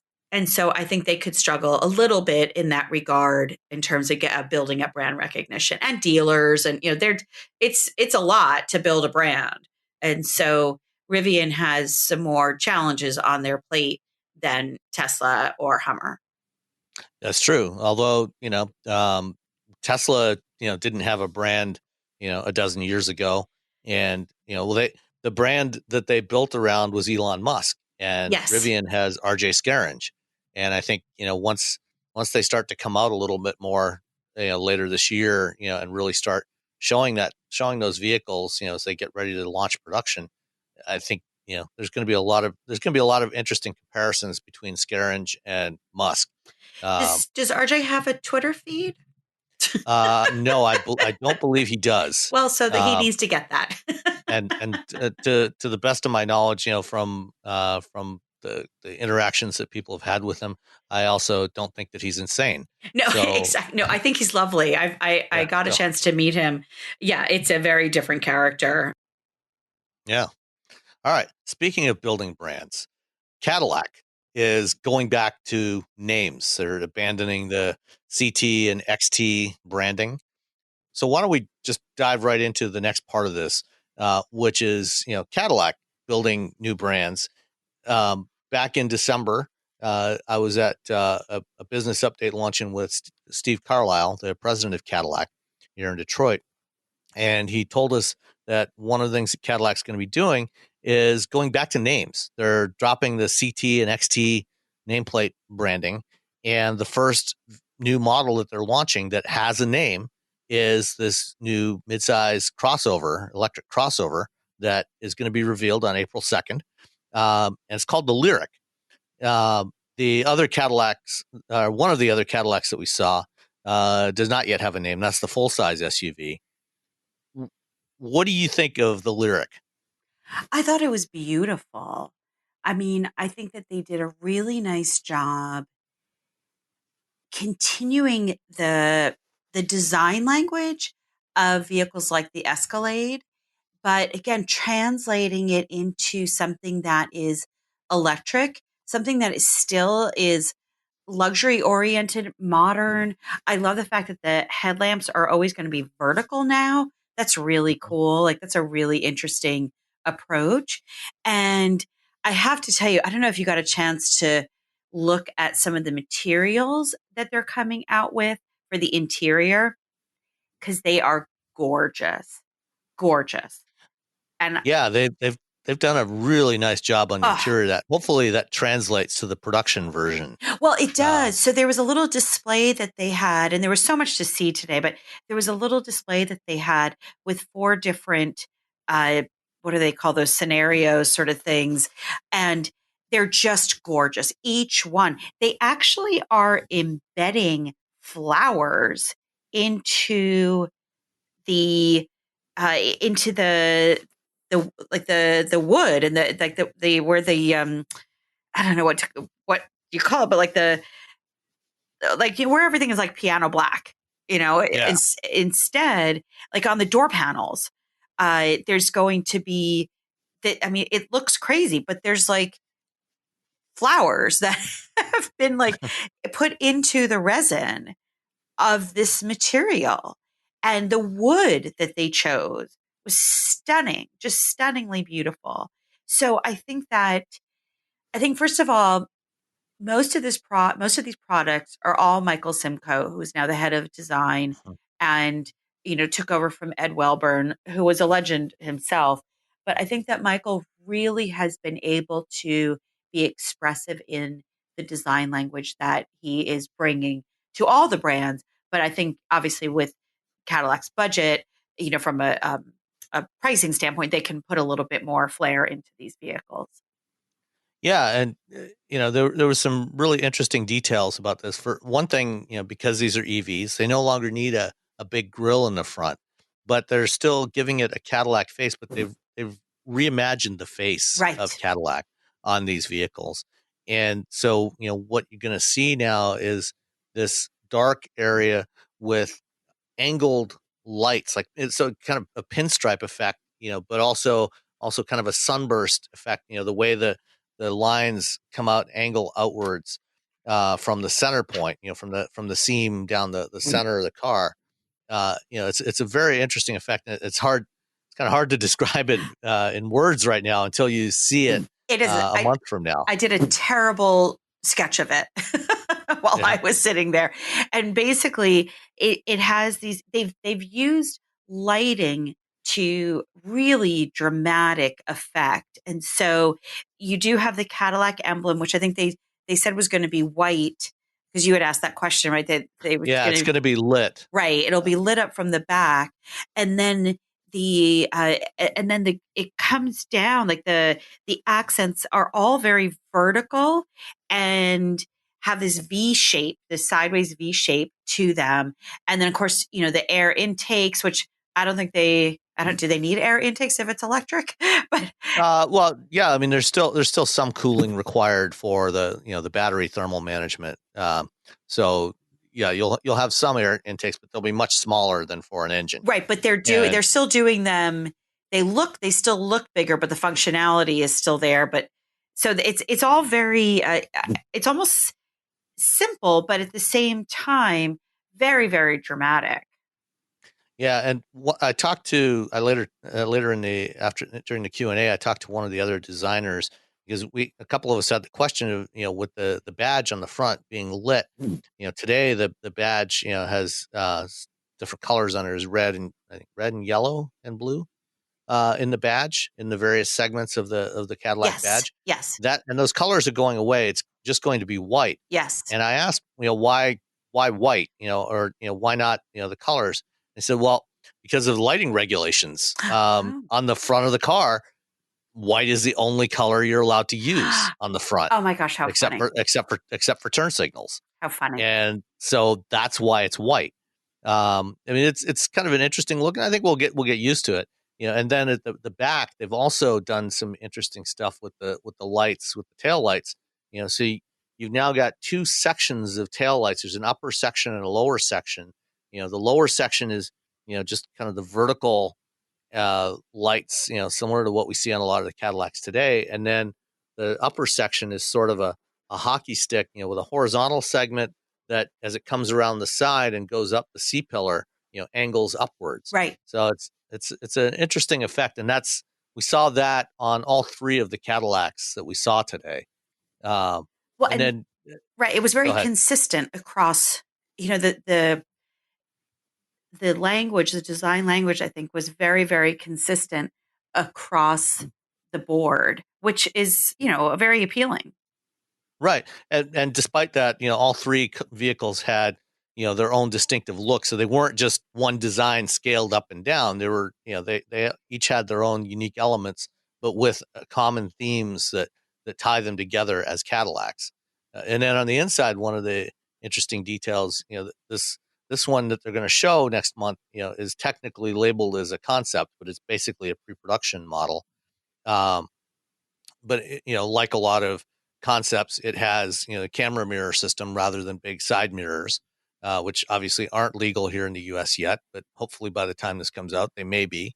But usually when you have the camera mirror systems, like on the European spec Audi e-tron, or other vehicles, they usually put the displays for those systems at the ends of the dashboard, at either end of the dashboard. Like in the e-tron, they're actually mounted in the door panel just below where you would normally see the side mirror. Right. Because when I was in Abu Dhabi, I drove with those, which was weird. On this one, what they've actually done is integrate it into the central mirror. So now, this also has the rear view camera mirror system that we have on a bunch of GM vehicles now. But they've made it wider, and the outer segments of that show the display from the side mirrors. So you see side mirror, then a wide view, straight back, and then the right side mirror on the other side. And it's an interesting approach. And I talked to the designer about that, and he said, "Yeah, we're experimenting with some different ways to do this, depending on the size of the vehicle and where we can package the displays. What we're trying to do with the interior." So on a smaller or mid-sized vehicle, we think this is a good approach to it. And then on the big SUV, what they showed there, because that one actually has, like the Escalade that we saw recently, these two EVs have a curved display that stretches across. And in the case of the Lyriq, it stretches from pillar to pillar. Left-hand. Well, no, on the Lyriq, it doesn't go pillar to pillar. It goes from the left side of the dash across, just over the center console. Which one was pillar to pillar? That was the big SUV. That one went pillar to pillar. Oh, okay. That was stunning. Yeah. And so on that one, they would have the camera displays on the outer ends of that large display. Yeah. So they're looking at different approaches to it, and it'll be interesting to see what ends up coming to production if it does. And the Lyriq was one of the few cars that we saw today that were actually full vehicles. It had a full interior and everything that we could actually see and sit in, whereas many of the others that we saw today that were on display were clay models, right? And so they had no interiors, right? But we saw renders of what the interior would look like. So what did you think of the big utility, the big Cadillac? I mean, I thought it was first of all, I was struck by the size, and my first thought was, how are batteries going to propel this thing? How do you put so many batteries in? But then, of course, when we talked and learned more about the battery system, then it became clear how they're going to do that. But no, I think overall the design was beautiful. I think, again, the interiors were stunning. Everything we saw today looks like an internal combustion engine vehicle, which was cool in my mind, because I'd want to normalize electric vehicles as opposed to being something that just looks weird. Although, thinking about the Cybertruck, maybe that's what people want. But I do think that there's an element. We'll see about that. There's plenty of people that want to have a traditionally styled vehicle. And I don't mind. I don't mean to say that these are boring. I mean to say that it looks like a regular car and it just happens to be electric. Right. And, the proportions, are classical ICE Yes, proportions. exactly. But I think that they've tried not to make them too traditionally styled. Each one of these represents a new design language aside from the Hummer, represents a new design language for the brand. So next one up, the Chevy crossover, which it was roughly the size of a Blazer, Right. midsize utility. The first thing I thought when I saw it, though, gee, those headlights look awfully familiar. That was your Volvo. Yes, that was the headlights, are slim headlights with angled up bits at either end that look just like the Thor's hammer signature lights on current generation Volvos. So that one was a clay, and they said it's still a work in progress, and that one's probably going to change somewhat. So hopefully they'll come up with something maybe a little more original for the front lights on that one. Yes. What about the two Buicks? I loved those. They were the ones that my eye went to right away. And again, I did a very poor rendering of those, but they reminded me of Porsches. The front end of them looked like the Macan. Actually, you know what they reminded me of? There's a Chinese EV brand called XPeng. Well, that's never good. Yeah, that was the first thing I thought. Well, I mean, think about it. They're probably, the origin very well may be Chinese, in China. So it's not entirely surprising, but I loved them. I thought they looked fantastic. Yeah, well, and actually, because China is the biggest market for Buick. That's where Buick sells most of its vehicles, is in China. It wouldn't surprise me if they were specifically going for a look that was more targeted to the Chinese market, and would be more familiar there. I agree. I think it's a good look. It's totally different from the classic Buick style that we've become accustomed to, or even the more recent Buick style, which was heavily shared with Opel. Right. So this, there's no portholes on this thing, no fake portholes or anything like that. It's a complete departure for Buick. It is. And I thought I liked they had very narrow, sort of sinister looking headlamps on there. It has, I'm just looking at my very rough drawing of it, very long, sleek lines, that same sort of angular approach that Cadillac has, but without it being a duplicate of it. Like, it was distinctly different than Cadillac. So some of the same lines, some of the same approach was taken, but you end up with quite a different looking vehicle. And so I thought that I really liked them. I thought they were really cool. Yeah, I agree. So before we get to that last one, let's talk a little bit about the technology. Yes. One of the things that in the opening remarks, Mary Barra talked about, the expectation that all of these new EVs from GM are going to be profitable from the start. They don't intend to be losing money on these things going forward, like they have in the past. And so, to do that, they need to be able to sell lots of these. They need to sell them in scale. They need to make them more affordable, which, they acknowledged that, the EVs have got to be more affordable. And, they've also got to address, charging issues, which they're also dealing with.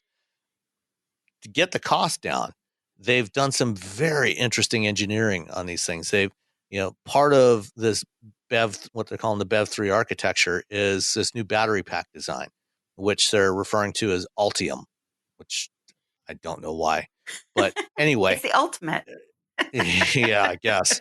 Except it's not, because they know they're going to continue moving forward and continue to evolve batteries. So anyway, they've been working with their partner LG Chem on batteries, and a key element of this, because the battery is by far the most expensive component in an EV, and so if you can get the cost of that down, that gets you a long way towards making these things, cost parity with internal combustion engines. And the current Chevy Bolt, the cells in that cost about $145 a kilowatt hour, and the total pack we estimate is about $220 per kilowatt hour for that design. Wow. Okay. For the new cells, which they're eventually going to be manufacturing in Lordstown, Ohio, in this new joint venture plant that they announced with LG in December. They're using a little bit different cell design. It's still a pouch cell like they've had in the past, but it's a longer, narrower cell, and it's going to be used across the board on all of these EVs. There's going to be 20 new GM EVs by 2023. How long? What were the dimensions of those? Would you say they didn't give the dimensions, like 4 but I would by guess 16, 4 by 18? Yeah, probably 16, 18 inches long. About 4.5 inches wide. So it's a narrower and very cell. thin, and, half an inch thin, half an inch and thickness. it actually looks very much the same cell format as the ones that Ford is using in the Mach-E. Because they're using a similar. It may not be exactly the same dimensions, but it's similar, longer, narrower, and that's a direction that a lot of companies are going to. When I was at CES, I had a meeting with with folks from SK Innovation, another Korean battery maker. And they talked about this is the direction everybody wants to go, so that they can make the battery pack thinner, so it doesn't have to be as tall. Sure. But what they've done is the current batteries, the current lithium-ion batteries, most companies are using what's known as NMC, nickel, manganese, cobalt chemistry. But cobalt is really expensive, and it's also kind of hard to get. And most of the cobalt that's mined is mined in Central Africa, especially in the Congo. And there's a lot of controversy around it. Yeah, under very bad conditions. Yes, child labor and awful things. Yeah. Right. So because of that, companies are trying to get away from using cobalt in batteries. And so this chemistry that GM developed with LG Chem, they've added aluminum to the mix, and they've reduced the cobalt content by 70%. And so what they're saying is that these cells will now be down to under $100 a kilowatt hour. And so that compares to 145 on their current ones. And they're that's a significant cost reduction. It is. And they're also working to secure raw material sources, and so that they can have a little bit more control over just getting the raw materials in as well, which I think will also help control costs. Yeah, and again, like other manufacturers like BMW and Volkswagen and Daimler, they're all trying to do that to make sure that they can control the costs. Then the other thing that GM did that while they emphasized the chemistry, they also did some really cool stuff on the pack design side of it. Like one of the things they did is in the past, the battery management system has been you typically have one battery management system that governs the entire battery pack, the finished battery pack. What they've done now is they've taken that and moved that down and integrated the battery management system into each of the individual modules. And a battery pack can have anywhere from 8 to 24 modules in it, and each module's got, I think, about a dozen cells in it. And so they can, by doing that, they can actually control the output of the modules at the module level and balance those. So now what they have is that gives them the ability to mix different cell chemistries, and take a module with a different cell chemistry and stick it into a battery pack and still have it work. In the past, you always wanted to have the same, so that they were balanced output across all of them. And what that means is, down the road when they have to service these things, they don't have to keep service parts stock of all the old cell chemistries. They can update an individual module in a pack with a module that's got newer cells in it and still have it work. And then, once the battery is, end of life for the vehicle, and they want to reuse those modules for things like stationary storage for solar or wind farms or anything like that, they can now makes it easier for them to mix and match those modules that might have different cell chemistries in them and use them together in a big, large battery station, for stationary storage. So all that, that potentially gives GM another revenue stream down the line at the end of life. But by putting the battery management right in the module. They cut the wiring in the battery pack by 80%, which also reduces the cost. And, now in the current pack design, the cells account for about 60% of the cost of the pack. So, the cost, the the rest of the pack, aside from the cells, that brings the Bolt battery pack from $145 to $220. Now you're talking about a finished pack that's probably going to have a cost of less than $120 a kilowatt hour. So almost half the cost of the Bolt on a per kilowatt hour basis. And then, they can take these standard modules that they've got and put them in all kinds of different ways, put, different numbers of them depending on the size of the vehicle and the performance they need. So going back to the Hummer and that big Cadillac SUV, instead of having one layer of modules in the battery pack under the floor, they have 2 layers of modules. So they've got 24 of these modules in there to give them up to 200 kilowatt hours of capacity. Well, that's what I found the most impressive, like from a design and consumer standpoint, looking at how they can rearrange those batteries, looking at how they can put together these, that 6, 8, 10, or 12 module, whatever they need, and be able to put them horizontally, they can put them vertically, they can put them in all different configurations and in all different spots. Remember when he was talking about that wheel well that ordinarily you wouldn't be able to put anything in there? Suddenly they can put even more. I think he said something like 60 kilowatt. They could, it was just tremendous how they can utilize every inch of the vehicle now. And of course, our listeners well know, then that in turn helps with handling, with how the vehicle drives. There's so many benefits to being able to use it, not just from a range standpoint, but also from a driver experience standpoint. When you have that kind of wide stance and solid stance like that, I'm excited to drive these things. Yeah, well, one of the, you mentioned, that they can stack the cells horizontally or vertically. And if they do them horizontally, so they're stacked on top of each other. Now they can do a slimmer module. And, so for cars where they want to have a thinner battery pack to go under the floor for a lower profile car. And, one of the interesting potential applications of that would be in the car you drove last week, the Corvette. There you go. Imagine that. Yeah. So, we've seen there were some spy photos that showed up a few weeks ago of a Corvette with a plug, a C8 Corvette with a plug. And there was speculation it would be a plug-in hybrid. But, GM has already said they're not doing any more hybrids or plug-in hybrids. Right. It's all battery electric going forward. And so, if you've got a battery pack that's that thin, you could easily put that under the floor of the C8, and between the floor and then the center tunnel, you could put lots of battery in there and have a C8 with a lot of range. Yeah. I think that what I came away with today was the idea that there's a lot of flexibility in what they're doing. What did Mark say at the end there? It was like 19, there's 19 different configurations that they can do then in all different, front wheel drive, rear wheel drive, different motors. Like it was just, that's kind of what my takeaway was. It's just that there's a lot of flexibility here and there's very little limitations to utilizing these batteries. Yeah, no, absolutely. And speaking of utilizing these batteries, they at the end of the event, after the Q&A and everything, they had one more thing to show us that had been sitting there under a silk the whole morning.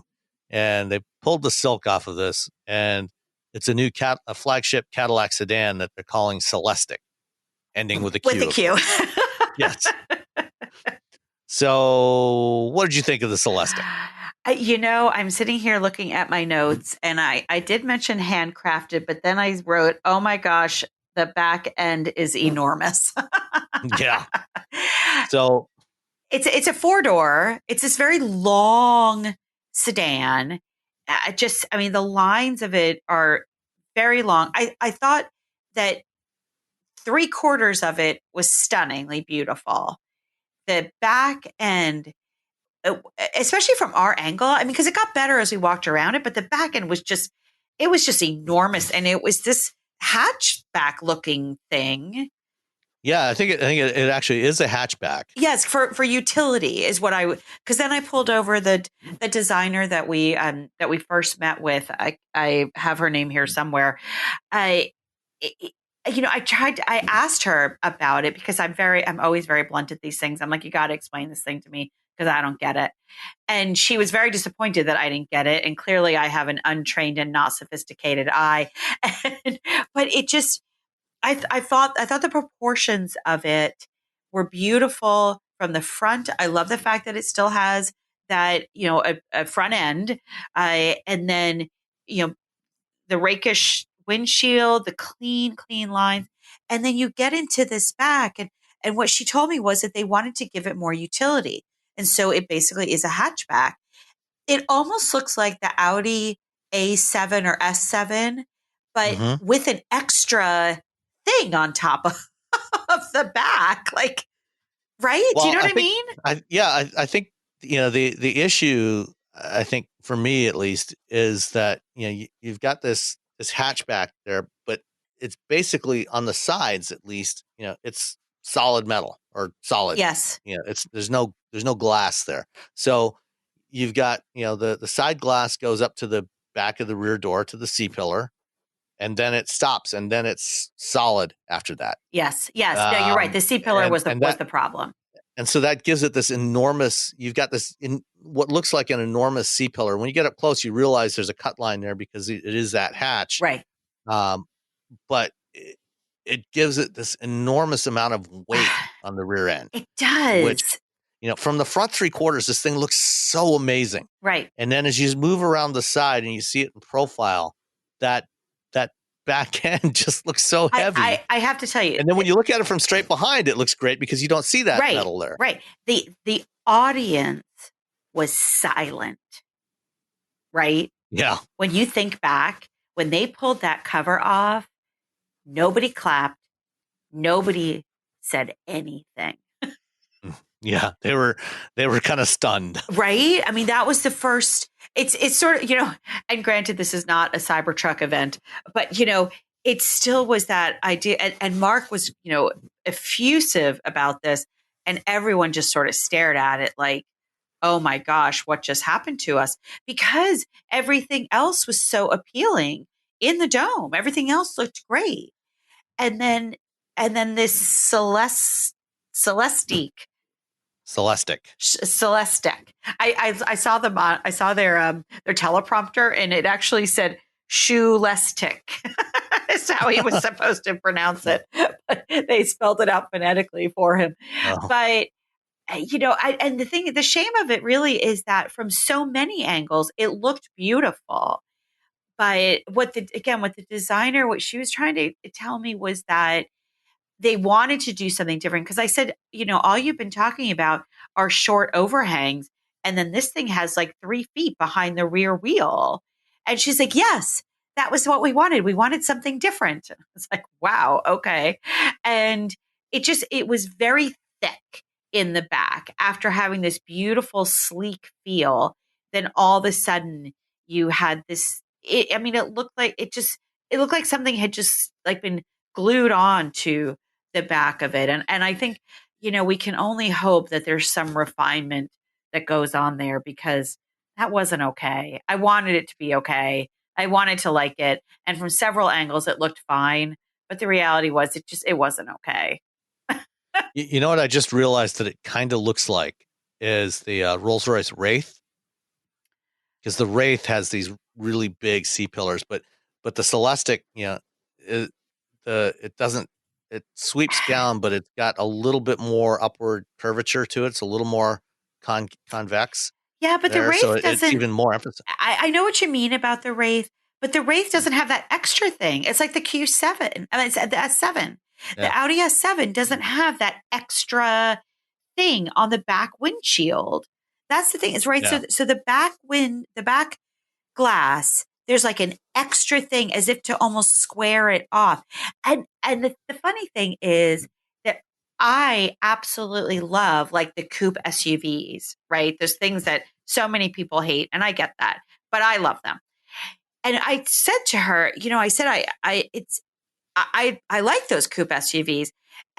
But she said, well, we wanted something lower. But the problem is that when you lower a vehicle and you don't change the proportions, the heaviness that becomes a muscular and athletic stance in an SUV just becomes heavy and ponderous in a sedan. And I think Yeah. that's where they landed, unfortunately. Well, so the Celestiq is going to be hand built in low volumes. They haven't said when it's coming out, but they did confirm that it will not be shown next month with the Lyriq. So we don't know when they're going to show this thing publicly, and based on the response today, it's entirely possible that before we see this thing again, it may change significantly or not. We'll see. Maybe not. And I do have to apologize to her. Her name was Magali DeBellis. And she's one of the chief designers under Michael Simcoe. But no, I think it'll be interesting to see what the next iteration is like, because I do think that the response today was underwhelming. That would be an understatement. I'm trying to be nice. So, yeah. So that's GM EV Day. You'll be seeing some of these vehicles coming out over the next few months and the rest of the year and into next year. As I said, the Lyriq will get its debut on April 2nd. The Hummer SUT, the pickup, will be on May 20th. And they won't. The SUV will come later. They're not going to show the SUV at the same time, right? But you'll be able to figure out what the SUV looks like when you see the pickup. I think, the only thing that I was disappointed with today was that they did not in any way, shape, or form address marketing. And just even an overview of marketing. What is their strategy to sell these products? And I just wanted a philosophy. I didn't want individual ad campaigns. I just wanted, I wanted them to, they have, Deborah's their new CMO. Mm-hmm. I would have loved to have had her talk for 5 minutes, 10 minutes on how they're going to sell these things. Yeah, well, we're still a good 18 months away from the launch of the Hummer next year, and then the Lyriq a few months after that.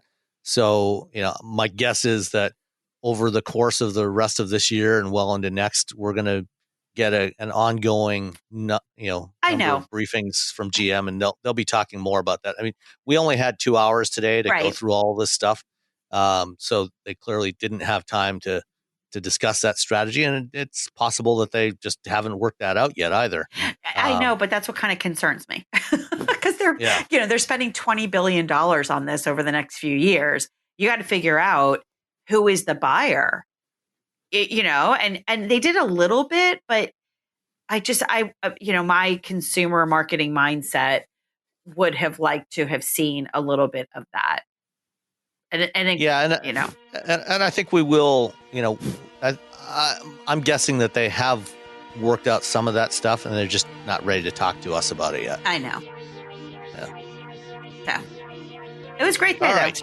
Fascinating. So thanks everybody. We'll be back next week with more stuff to talk about, and hopefully we can figure out what your schedule is going to be, where you're going to be at, Rebecca. But until then, I'm Sam Abul-Samad. And I'm Rebecca Lindland from Rebecca Drives. And don't forget to give us your reviews on Apple Podcasts, and tell all your friends about the show, and share it, and get more people listening. Yes. Thanks, everybody. Thanks so much.